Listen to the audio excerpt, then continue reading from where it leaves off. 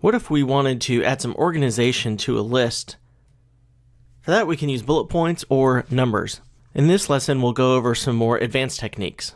So I've typed out some text here in 2 text frames, and let's just go ahead and click and drag around all of this. Just be sure we've hit enter or return after each one. So these are technically separate paragraphs. And up on the control panel, make sure paragraph is selected.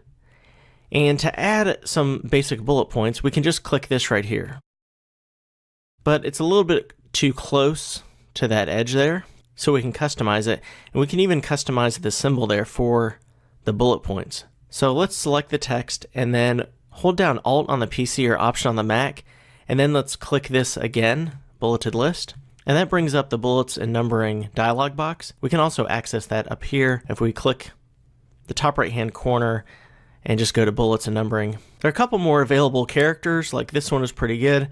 If we want to add to this though, we can click add and then select which font we want to pull a bullet point from, and then we could add it. For example, play icon,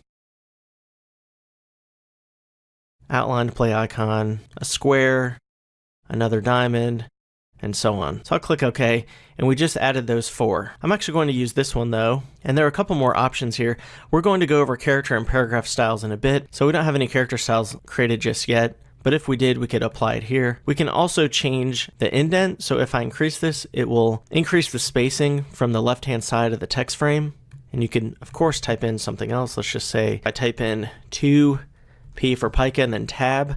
It'll convert it to our default unit of measurement. Once we have it customize how we want as far as the spacing here and then the spacing in between the bullet points and the text, we can press OK, and then there we go.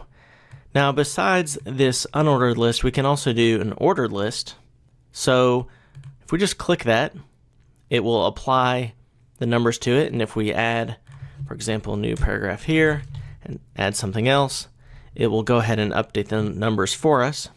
And if we wanted to add a new list, if I press enter here and then just toggle off the numbers there, I can type in some normal text. If we want to restart this numbering here, I could alt click this menu, and then where it says continue from previous number, I can set it to 1 and it'll restart at that 1.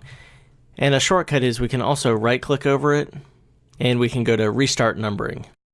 That'll have the same effect. So I don't want that, so I'm actually going to remove that and then just say continue numbering. Now let's customize these as well. So press Alt on the PC or Option on the Mac and click the numbers there. And we can change it from 1, 2, 3, 4 to Roman numerals and letters, for example. I'm going to keep it to the default 1, 2, 3, 4 there. And we could also apply a character style here. Just like with the regular bullet points, we can adjust the alignment, the left indent, first line indent, and tab position. If I do want to adjust the position of the numbers a little bit, bring that a little bit over. There we go. I'm going to press OK, and let's say we wanted something to be a submenu. For example, if I added,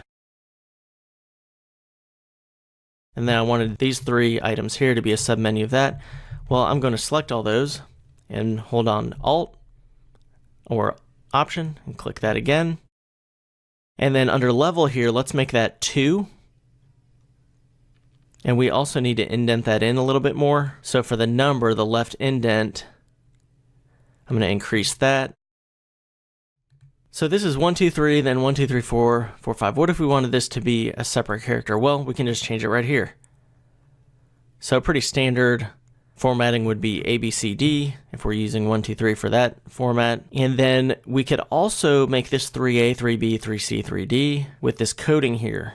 We don't need to memorize this coding. We can click this arrow here and go to Insert Number Placeholder and then Level 1 because that's the level over here. And now it's 3A, 3B, 3C, 3D. I'm going to actually remove that from the coding though. It's the first digit there, 3. So we know that that's this caret 1. Meaning level 1.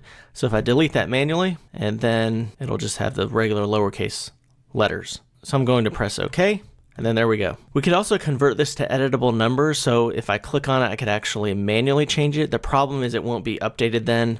For example, if I added something there, it won't act like bullet points anymore, or automatically numbered lists. But if we wanted to do that, I'm going to select all of that, and then we go to Type, and then bulleted and numbered list, and then convert numbering That's also a quick way to remove numbers, for example, and you still have the tabs, or we can convert numbering to text, and now it's editable text. So I can go in here and manually change it if we want.